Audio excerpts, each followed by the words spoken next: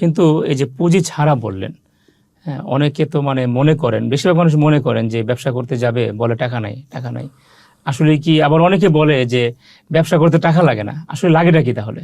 তা আমি তো ওই আপনার ওই শেষ কথাটাই বলি যে বিজনেস করতে টাকা লাগে না, কারণ আমার তো লাগে না, আমার তো টাকা ছিল না, আমি টাকা দিয়ে শুরু করিনি, আমি তো ছোট বিজনেস শুরু করিনি।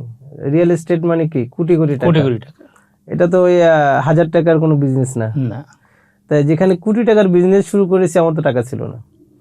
তাই এই জন্য হচ্ছে কি আমি ওই কেউ আসলে প্রথমে বলি যে বিজনেস করতে টাকা লাগে না।